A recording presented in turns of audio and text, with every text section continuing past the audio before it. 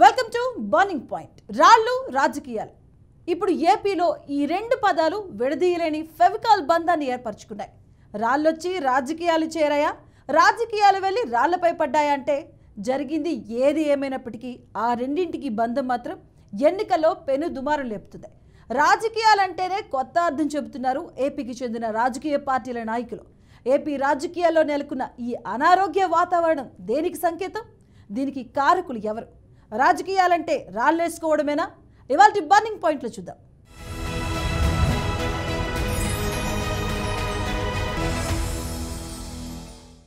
ఏపీలో ఎన్నికల వాతావరణం వేడెక్కింది. అన్ని రాజకీయ పార్టీలు ప్రచారాన్ని ముమ్మరం చేశాయి. ప్రచారంలో తాము చేసిన పనిని, చెయ్యబోయే పనిని గురించి చెప్పుకుంటూ ఉంటారు. పనిలో పనిగా ప్రత్యర్థి పార్టీలు ఏం చెయ్యలేదు, ఏమి చెయ్యవని కూడా చెబుతారు. ఇంతవరకు బాగానే ఉంటుంది. కానీ ఒక్కసారిగా ఏపీ రాజకీయం రాళ్ల వైపు తిరిగింది. అన్ని పార్టీల నాయకత్వాలపై రాళ్లు పడుతున్నాయి. ఈ రాళ్ల సంస్కృతి ఎందుకు వచ్చింది? రాళ్లు వేస్తుంది ఎవరు?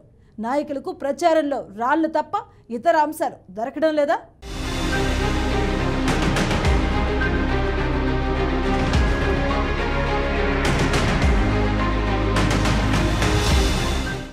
ఏపీలో రాజకీయాలు బాగా వేడెక్కాయి. ఎంతగా అంటే ముట్టుకుంటే కాలిపోయేంతగా వేడెక్కాయి.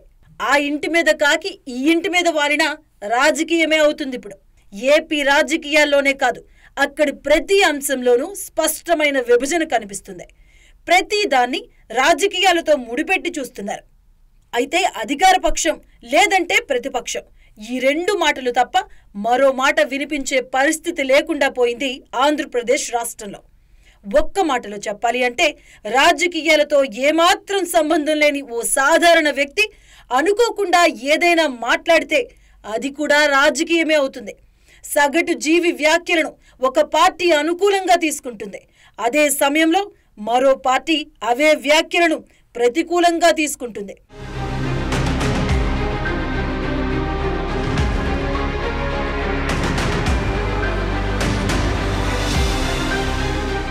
వాస్తవానికి సగటు జీవి మాట్లాడింది రాజకీయ పార్టీలను ఉద్దేశించి కానప్పటికీ తమకు తెలియకుండానే సగటు జీవి వ్యాఖ్యలు రాజకీయాల్లోకి చేరిపోతున్నాయి.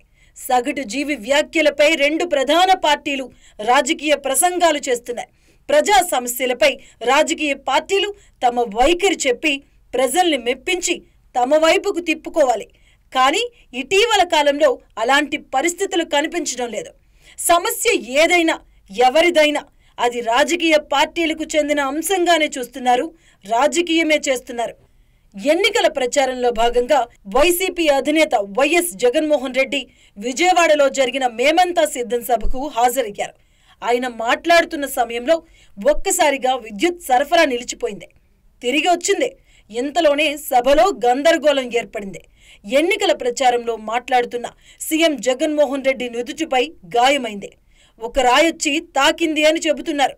అదృష్టం ఏంటి అంటే అదే రాయి కొద్దిగా అటూ ఇటుగా తాకితే పరిస్థితి వేరేలా ఉండేది.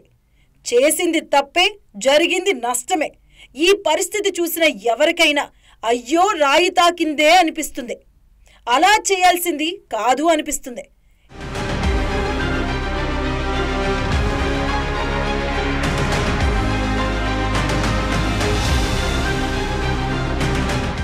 ఏపీలో రాయి తాకిన విషయం తెలిసిన వెంటనే దేశ ప్రధాని మోదీ స్పందించారు. ఘటనను ఖండించారు. జగన్ త్వరగా కోలుకోవాలి అని ఆకాంక్షించారు. ఇదే విషయమై ఏపీలో ప్రధాన ప్రతిపక్ష నాయకుడు టీడీపీ అధినేత నారా చంద్రబాబు నాయుడు కూడా స్పందించారు. జరిగిన ఘటన దురదృష్టకరమని పేర్కొన్నారు. సిద్ధాంతం పరంగా ముగ్గురు నాయకులు మూడు వేరువేరు పార్టీలో ఉన్నప్పటికీ వారంతా నిజానికి శత్రువులు కాదు. తమకున్న రాజకీయ అనుభవంతో ఒక రాజకీయ నాయకునిపై జరిగిన భౌతిక దాడిని మిగతా ఇద్దరు నాయకులు ఖండించారు. అక్కడి వరకు బాగానే ఉంది. రాజకీయాల్లో ఆరోగ్యకరమైన సాంప్రదాయాన్ని పాటించారు అటు ప్రధాని మోదీ, ఇటు మాజీ సీఎం చంద్రబాబు. కానీ తెల్లారేసరికి ఏపీలో రాజకీయ విమర్శలు వేరే రంగు తీసుకున్నాయి.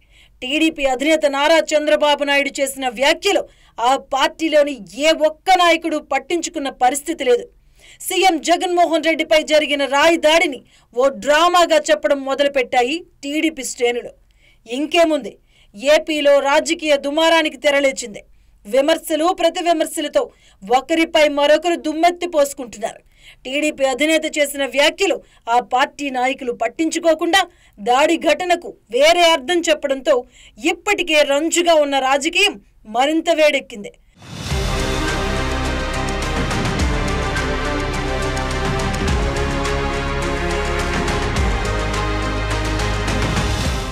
ఇక్కడ టీడీపీ శ్రేణులు అర్థం చేసుకోవాల్సిన విషయం ఏమిటి అంటే, తమ పార్టీ అధినేత చేసిన వ్యాఖ్యలు తామే పట్టించుకోకపోవడం, ఎవరికి తోచిన విధంగా వారు మాట్లాడడం, చివరకు పార్టీ అధినేత చేసిన వ్యాఖ్యలకు విలువ లేకుండా పోయింది.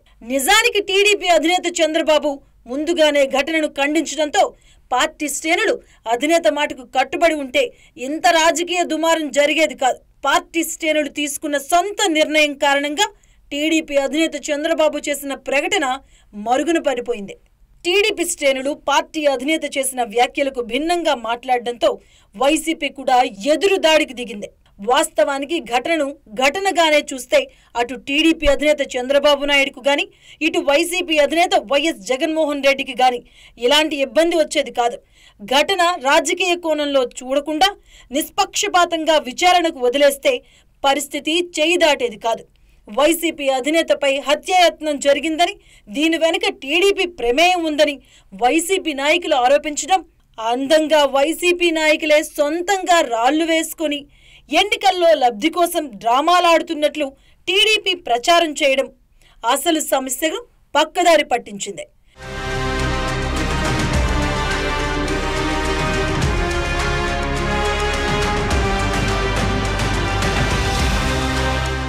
ఇక్కడో విషయం గుర్తుంచుకోవాలి. రాయి ఎవరు వేశారు అనేది కొద్దిసేపు పక్కన పెడితే దెబ్బ తాకింది మాత్రం నిజము అని గ్రహించాలి. రాజకీయ ఆరోపణలు చేసుకోకుండా దాడి ఘటనపై విచారణ జరిపిస్తే నిజాలు బయటకొస్తాయి. కానీ ఎన్నికల సమయం కావడంతో ఎవరికి అనుకూలంగా వారు ప్రచారాన్ని మొదలుపెట్టారు. ఇక పరిస్థితి ఇక్కడితో ఆగిపోలేదు. ఎన్నికల ప్రచారం కొనసాగుతూనే ఉంది. ఇప్పుడు వైసీపీ అధినేత వైఎస్ జగన్మోహన్ రెడ్డిపై రాళ్లు పడ్డట్టే ఇతర చోట్ల జరిగిన టీడీపీ అధినేత నారా చంద్రబాబు నాయుడు, జనసేన అధినేత పవన్ కళ్యాణ్, చివరకు పీసీసీ అధ్యక్షురాలు వైఎస్ షర్మిల సభల్లోనూ రాళ్లు పడ్డాయి. కాకపోతే వైసీపీ అధినేత వైఎస్ జగన్మోహన్ రెడ్డికి రాయి తగిలి గాయమైంది. మిగతా ముగ్గురు నాయకులకు రాయి తాకలేదు. కానీ రాళ్ల దాడి మాత్రం కొనసాగుతుంది. ఏపీ రాజకీయాల్లో ఈ రాళ్ల దాడి సంస్కృతి ఏమిటి అన్న ప్రశ్న సగటు జీవిలో తలెత్తుతుంది. దానికి జవాబు చెప్పాల్సిన రాజకీయ పార్టీలు మాత్రం అందుకు భిన్నంగా రాళ్లతో కొట్టుకుంటున్నాయి. వైసీపీ అధినేత జగన్కు రాయి తగిలితే అది టీడీపీ కుట్ర అని వైసీపీ, టీడీపీ అధినేత చంద్రబాబుకు జనసేన అధినేత పవన్ కళ్యాణ్పై రాయి విసిరితే అది వైసీపీ కుట్ర అని టీడీపీ, జనసేన పార్టీలు విమర్శించుకోవడం ఆయా రాజకీయ పార్టీలకు ప్రజల్లో సానుభూతి తెస్తుంది అన్న భావనతోనే వారు ఆ విధంగా మాట్లాడుతున్నారన్న అభిప్రాయం కూడా ఉంది.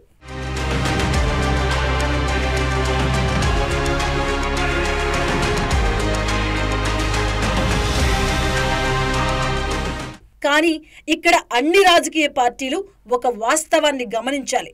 వాస్తవానికి ఒక రాజకీయ పార్టీకి చెందిన నాయకుడికి మరో రాజకీయ పార్టీకి చెందిన నాయకుడు రాజకీయ ప్రత్యర్థి మాత్రమే అవుతారు. కానీ వ్యక్తిగతంగా వారిద్దరి మధ్య ఎలాంటి శత్రుత్వం ఉండకపోవచ్చు. కేవలం రాజకీయ సిద్ధాంత రీత్యా వేరే పార్టీలో ఉన్నంత మాత్రాన ఎదుటి పార్టీలోని నాయకుల అభిప్రాయాలతో విభేదించవచ్చు. వారి అభిప్రాయాలను నిర్మోహమాటంగా ఖండించవచ్చు. కానీ దాడుల సంస్కృతి మొదలైతే రాజకీయాల్లో నాయకులు ఒకరిపై ఒకరు నిజమైన శత్రువులవుతారు. ఇప్పుడు ఏపీలో చోటు చేసుకున్న రాళ్ల సంస్కృతి కూడా నాయకుల మధ్య దూరాన్ని పెంచిందిగానే కనిపిస్తుంది. సిద్ధాంత రీత్యా వేరే పార్టీలో ఉన్నంత మాత్రాన వ్యక్తిగతంగా శత్రువులుగా భావించుకోవడం రాజకీయాల్లో ఏమాత్రం మంచి పరిణామం కాదు. వాస్తవానికి రాళ్లు వేసింది ఎవరు, ఎందుకు వేశారు అనేది ప్రస్తుతం మాట్లాడుతున్న నాయకుల్లో ఎవరికీ పూర్తి స్థాయిలో తెలియదు. కానీ రాజకీయ లబ్ధి కోసం మాత్రమే ప్రకటనలు చేస్తున్నారని వారు మాట్లాడే మాటల్ని బట్టి అర్థమవుతుంది.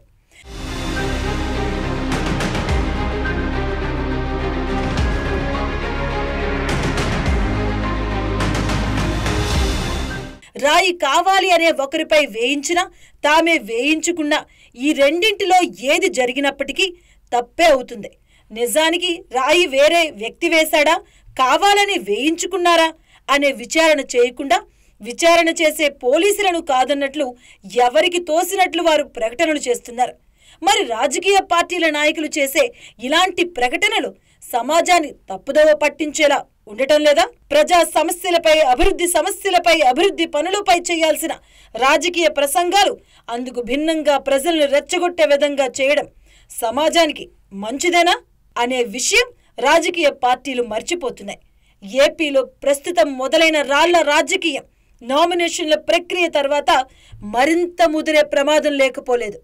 రాజకీయ పార్టీలు ఆ విషయాన్ని గుర్తించి ప్రజల మనోభావాలతో ముడిపడే అంశాల జోలికి వెళ్లకుండా ఉండాలి అని ఏపీ రాజకీయాలను గమనిస్తున్న విశ్లేషకులు అభిప్రాయపడుతున్నారు.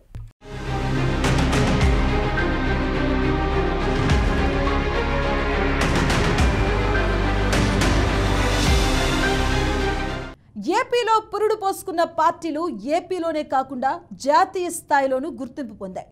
టీడీపీ గతంలో లోక్సభలో ప్రధాన ప్రతిపక్ష పార్టీ పాత్ర పోషించగా వైసీపీ ప్రస్తుతం 4వ అతిపెద్ద పార్టీగా ఆవిర్భవించింది.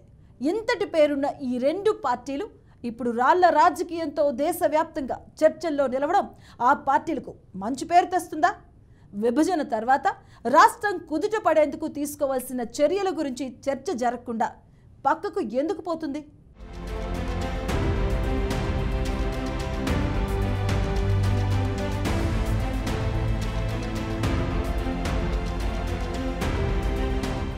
ఆంధ్రప్రదేశ్ రాజకీయంగా చైతన్యం కలిగిన రాష్ట్రం.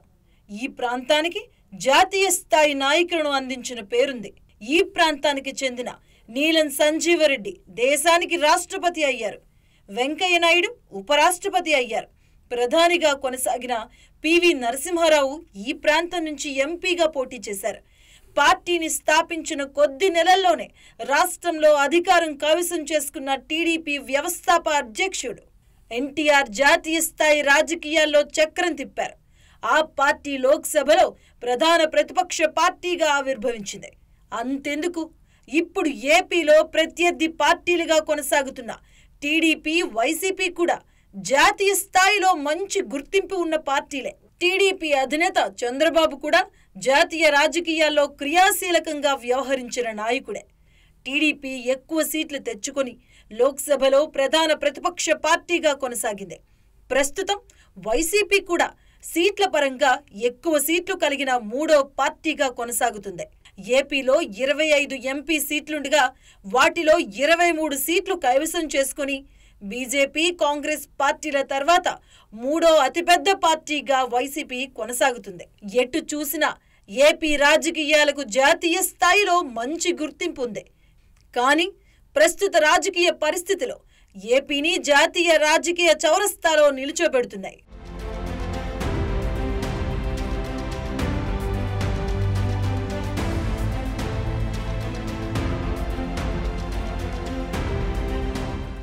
సిద్ధాంతరీత్యా టీడీపీ, వైసీపీ వేరైనప్పటికీ ఏపీలో 2 ప్రత్యర్థ రాజకీయ పార్టీలు అయినప్పటికీ ఈ 2 రాజకీయ పార్టీల మధ్య ఒక సారూప్యత ఉంది.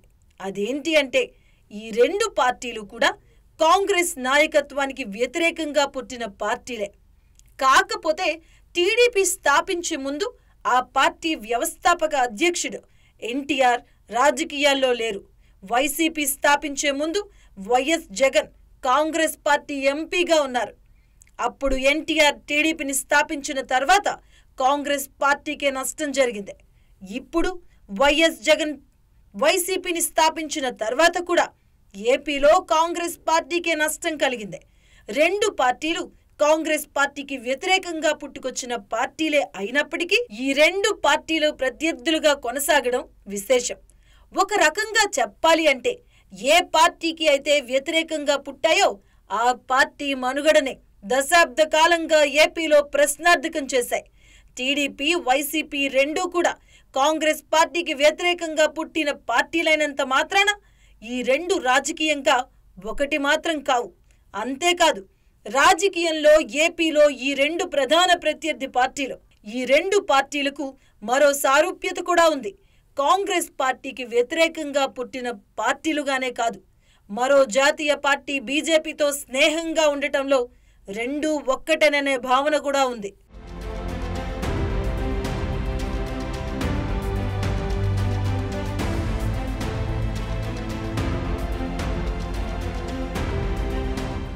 టీడీపీ ఆవిర్భావం తర్వాత బీజేపీతో పొత్తు పెట్టుకోవడం ఆ పార్టీకి ఇది కొత్త కాదు.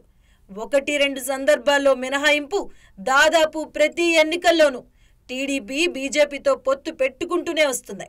ఎన్టీఆర్ కాలంలోనూ టీడీపీ బీజేపీతో పొత్తు పెట్టుకున్న సందర్భాలే అధికం. ఎన్టీఆర్ తర్వాత చంద్రబాబు హయాంలోనూ టీడీపీ బీజేపీతో పొత్తు పెట్టుకున్న సందర్భాలు అధికం. ఇక వైసీపీ విషయానికొస్తే ఆ పార్టీ బీజేపీతో ఏనాడు పొత్తుకు సిద్ధంగా లేదు. పార్టీతో ఎన్నికల్లో వైసీపీకి బీజేపీతో ఎన్నికల పొత్తు లేనప్పటికీ ఆ పార్టీతో రాజకీయ బంధం మాత్రం బలంగానే ఉంటూ వస్తుంది. అంటే ఏపీలో ప్రధాన ప్రత్యర్థులుగా కొనసాగుతున్న వైసీపీ, టీడీపీ రెండు పార్టీలు కూడా కాంగ్రెస్ పార్టీకి వ్యతిరేకంగా పుట్టుకొచ్చిన పార్టీలు కావడమే కాకుండా బీజేపీలో టీడీపీ ఎన్నికల్లో దోస్తీ చేస్తూ ఉండగా సీట్ల పంపకాలు లేకుండానే వైసీపీ బీజేపీతో రాజకీయ మైత్రి కొనసాగిస్తుంది. ఇక ఏపీలో ప్రత్యర్థులుగా కొనసాగుతున్న ఈ రెండు పార్టీలు ప్రతి విషయాన్ని భూతద్దంలో చూస్తున్నాయి. ఏపీలో ఒక స్పష్టమైన విభజన తీసుకొచ్చాయి. ప్రతి అంశాన్ని రాజకీయాలతో ముడిపెట్టడం, ప్రచారం చేస్తూ ఉన్నాయి. దీంతో ప్రతి అంశం రెండు పార్టీల మధ్య విమర్శలకు దారితీస్తుంది. రాజకీయ పార్టీలు ప్రజలకు ఆదర్శంగా, సమాజానికి మేలు చేకూర్చేవిగా ఉండాలి. కానీ ఏపీలో ప్రస్తుత రాజకీయ వాతావరణం ప్రజలకు ఆదర్శంగా ఉందా, సమాజానికి మేలు కలిగించేలా కొనసాగుతుందా అనే ప్రశ్నలు వస్తున్నాయి.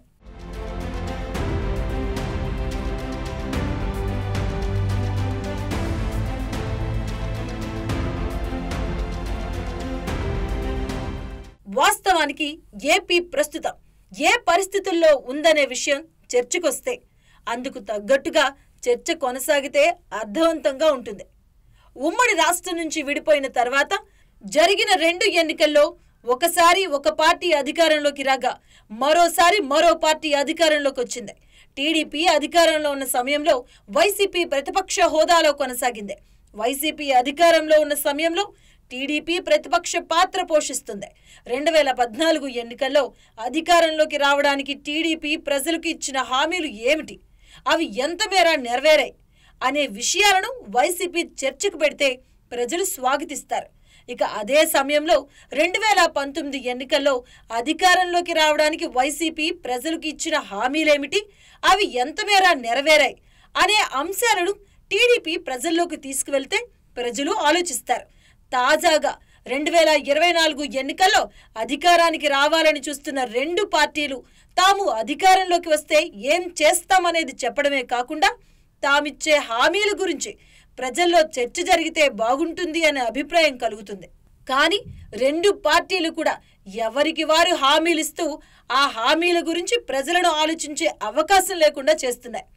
వైసీపీ, టీడీపీ ఇస్తున్న హామీల గురించి ఏపీలో ప్రస్తుతం ప్రజలు అడిగితే చాలా మంది వాటి గురించి తమకేమీ తెలియదని చెప్పే సమాధానమే వినిపిస్తుంది.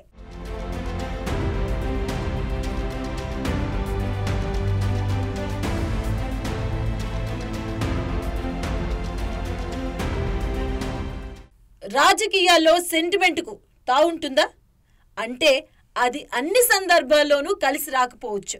నాటి ఉమ్మడి రాష్ట్రం సీఎం అయినటువంటి చంద్రబాబు నాయుడు లక్ష్యంగా అలిపిరిలో మావోయిస్టులు మందుపాత్ర పేల్చారు. అదృష్టవశాత్తు చంద్రబాబు నాయుడు నాటి ఘటనలో ప్రాణాలతో బయటపడ్డారు. అది తమకు కలిసి వస్తుందని భావించిన టీడీపీ అధినేత ముందస్తుగానే తన ప్రభుత్వాన్ని రద్దు చేసుకొని ఎన్నికలకు వెళ్లారు. వాస్తవానికి జరిగిందేమిటి? నక్సలైట్ల మందుపాత్ర ఘటన చంద్రబాబు పట్ల ఓటర్లలో సానుభూతి తెచ్చిందా? 2004లో జరిగిన ఎన్నికల్లో టీడీపీ ఓడిపోయింది. కాంగ్రెస్ పార్టీ అధికారంలోకి వచ్చింది. నాటి మందుపాత్ర ఘటనపై అప్పటి ప్రతిపక్ష నాయకునిగా ఉన్న వైఎస్ఆర్ కూడా నిరసన వ్యక్తం చేశారు. చంద్రబాబుకు సానుభూతి ప్రకటించారు. ఘటనను ఘటనలాగా చూస్తే ప్రజలు హర్షిస్తారు. ఇప్పుడు కూడా జగన్పై జరిగిన ఘటనను ఘటనలాగా చూసిన టీడీపీ అధినేత చంద్రబాబు ముందుగానే రాయి దాడిని ఖండించారు. కానీ అనంతరం టీడీపీలోని మిగతా నాయకులు భిన్నంగా స్పందించడంతో టీడీపీ అధినేత స్పందనకు ప్రాధాన్యం లేకుండా పోయింది. విమర్శలు ప్రధాన భూమిక పోషించాయి. అలాగని వైసీపీ తక్కువ చేసిందా అంటే ఖచ్చితంగా కాదనే చెప్పాలి. ఆ పార్టీ కూడా ప్రతి విషయాన్ని రాజకీయ కోణంలోనే చూస్తూ వస్తుంది.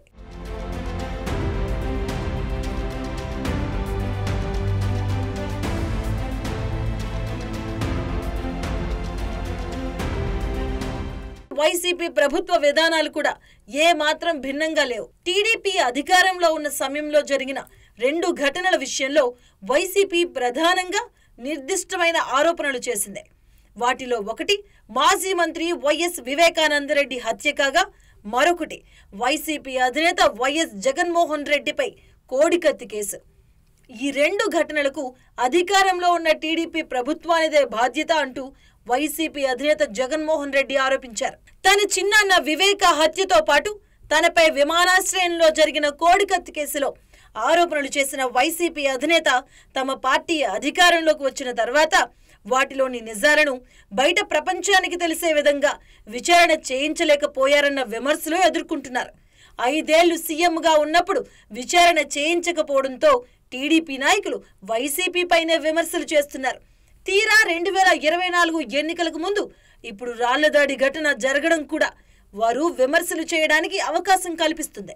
ప్రభుత్వ పరంగా కోడికత్తి కేసు విషయంలోనూ, మాజీ మంత్రి వివేక హత్య విషయంలోనూ పురోగతి కనిపిస్తే ప్రస్తుతం టీడీపీ విమర్శలు చేసే అవకాశం ఉండకపోవచ్చు. కానీ గతంలో జరిగిన 2 ప్రధాన ఘటనలు వైసీపీ వైపు వేలువెత్తి చూపిస్తున్నాయి అని ప్రతిపక్షం చేస్తున్న విమర్శలకు అధికార పార్టీ వద్ద ప్రజలు నమ్మేంత సమాధానం లేదు. దీంతో ఇప్పటి రాళ్లదాడి కూడా విమర్శలకు దారితీస్తుంది.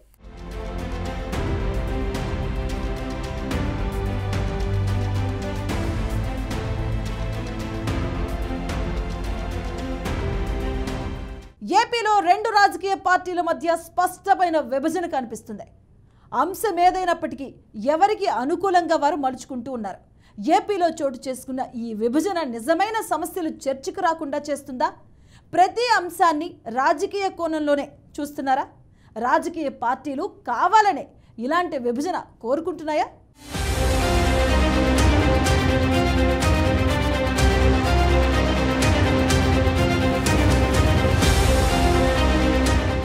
ఏపీలో ప్రస్తుతం చోటు చేసుకున్న ఈ రాళ్లు రాజకీయాల వెనుక ప్రధానంగా 3 కారణాలు కనిపిస్తున్నాయి. వాటిలో ఒకటి నాయకులు రెచ్చగొట్టే ప్రసంగాలు, 2 పార్టీల మధ్య పెరిగిపోయిన వైషమ్యాలు. కాగా ఇక మూడోది ప్రధానమైంది ప్రజల్లో పేరుకుపోయిన అసంతృప్తి. ఈ 3 కారణాలే ఈ రాళ్ల దాడులకు ప్రధాన కారణమని రాజకీయ పరిశీలకులు చెబుతున్నమాట. రెచ్చగొట్టే ప్రసంగాల విషయంలో ఒక పార్టీనే ఏమీ అనలేని పరిస్థితి నెలకొంది. ఈ విషయంలో అన్ని పార్టీలది అదే తీరు. ఎన్నికలకు ముందు, ఎన్నికల సమయంలోనూ అధికార ప్రతిపక్షాల మధ్య రెచ్చగొట్టే ప్రసంగాలు కామన్ అయిపోయాయి. చంద్రబాబు వృద్ధుడని, ఆయన ఒక సామాజిక వర్గ ప్రయోజనాలకు పరిమితం అయ్యారని వైసీపీ నేతలు రెచ్చగొట్టేస్తున్నారు. పోనీ టీడీపీ వైపు నుంచి ఏమైనా సానుకూల ధోరణి ఉందా అంటే అది లేదు. ఇటువైపు ఎంత అనాలో అంతే అనిస్తున్నారు, ఏమనాలో అన్ని అనేస్తున్నారు. దీనికి జనసేన అధినేత కూడా అతీతం కానట్టే వ్యవహరిస్తున్నారు. దీంతో ఆరోగ్యపూరిత రాజకీయ మచ్చుకు కూడా కనిపించడం లేదు. ఇది యువతలో ద్వేషాన్ని పెంచేలా చేస్తోంది.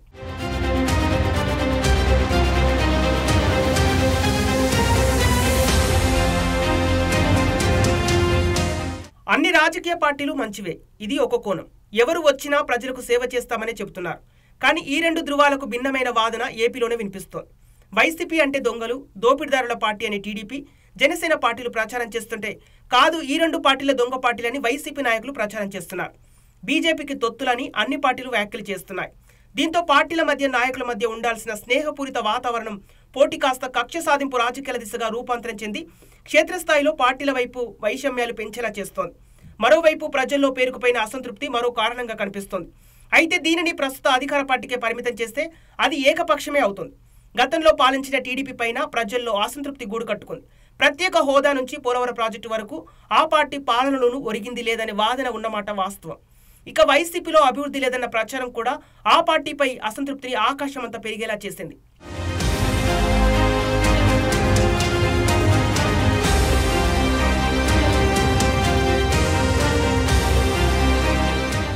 ప్రజల్లో గూడు కట్టుకున్న ఈ అసంతృప్తే రాళ్ల దాడులను ప్రేరేపించేలా చేస్తుందనే వాదన వినిపిస్తోంది. అయితే దీనికి కొన్ని శక్తులు, కొందరు వ్యక్తులు కూడా తోడవుతారు. దీంతో అసలు సమస్య పక్కదారి పట్టి రాజకీయ విమర్శలు చేసుకునే వరకు వెళ్తోంది. ఈ అంశాలే ప్రస్తుతం ఎన్నికలను ఉత్కంఠగా మాత్రమే కాదు, ఉద్రిక్తంగా కూడా మార్చేశాయని అంటున్నారు పరిశీలకులు. ఇక రాయి దాడిలో గాయపడ్డ వైఎస్ జగన్మోహన్ రెడ్డి వైద్యుల సూచన మేరకు ఓ రోజు రెస్ట్ తీసుకున్నారు. తిరిగి బస్సు యాత్ర ప్రారంభించారు. ఈ దాడి ఘటన తర్వాత రాష్ట్రంలో రాజకీయ సమీకరణాలు ఎలా మారాయన్న దానిపై ఔత్సాహికులు మెరుపు సర్వేలు షురూ చేశాయి. రాయి దాడి సింపతిని క్రియేట్ చేస్తుందని కొన్ని సర్వేలు, అలాంటిదేమీ లేదని మరికొన్ని సర్వేలు చెప్తున్నాయి. సర్వే సంస్థలు కూడా ప్రజా సమస్యలపై సర్వే కంటే సెంటిమెంటు ప్రాతిపదికనే సర్వే చేస్తున్నామన్న అభిప్రాయం కలుగుతోంది. మొత్తం మీద ఏపీలో కొనసాగుతున్న రాళ్ల రాజకీయం నాయకులకు అదేదో రామనామ జపంగా మారగా ప్రజలకు మాత్రం పిచ్చెక్కిస్తోంది.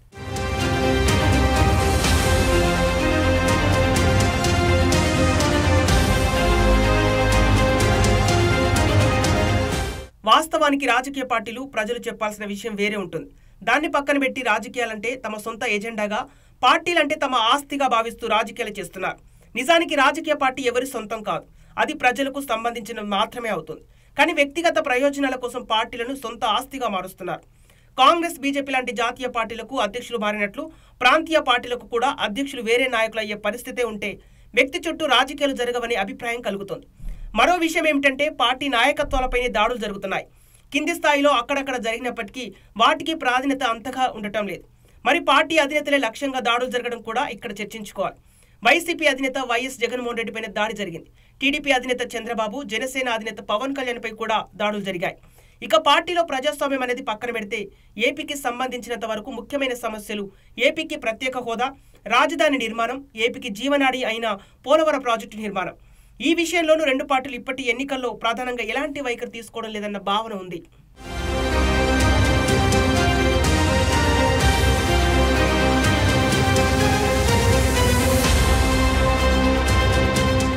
రెండు 2024 ఎన్నికలను రెండు పార్టీలు జీవన్మరణ సమస్యగా తీసుకుంటున్నాయి. నిజానికి రాజకీయ పార్టీలకు ఈ ఎన్నికలు జీవన్మరణ సమస్య కాదు. ఏపీ సమస్యలను లేవనెత్తే విషయంలో వాటి వైఖరి స్పష్టంగా లేకపోవడమే వాటికి జీవన్మరణ సమస్య కానుంది. ప్రజల కోసం రాజకీయాలు చేయాల్సిన నాయకులు వారి సమస్యలపై కొద్ది గొప్ప మాట్లాడుతూ విలువైన సమయాన్నంతా విమర్శలు చేసుకోవడానికే ఖర్చు చేస్తున్నారు. మీరే ఎక్కువ అవినీతి చేశారంటే మీరే ఎక్కువ అవినీతి చేశారని, మీ హయాంలో అభివృద్ధి జరగలేదంటే మీ హయాంలో అభివృద్ధి జరగలేదని ఆరోపణలు చేసుకుంటున్నాయి. ఇలాంటి ఆరోపణలతో ఎవరెంత అవినీతి చేశారనేది మాత్రమే ప్రజలకు తెలిసే అవకాశం ఉంటుంది. కానీ ఎవరిని గెలిపిస్తే ప్రయోజనం అనేది తేలడం లేదని విశ్లేషకులు అభిప్రాయపడుతున్నారు. గెలిస్తే ఏమి చేస్తామనే అంశాలను మాత్రమే ప్రచారం చేస్తూ సాధ్యమైనంత మేర అవతలి పార్టీలను తిట్టడమే పనిగా పెట్టుకోవడం మానేస్తే మంచిదనే భావన కలుగుతోంది. కానీ ఆ దిశగా రాజకీయ పార్టీలు ఏమాత్రం సుముఖంగా ఉన్నట్లు కనిపించడం లేదు. కాబట్టి పోలింగ్ తేదీ దగ్గర పడుతున్న కొద్దీ మరిన్ని ఆరోపణలు, విమర్శలు, నిందలు తప్పవనే అభిప్రాయం కలుగుతోంది. మరి ఓటర్లు ఏ విధంగా స్పందిస్తారో చూడాలి. మరి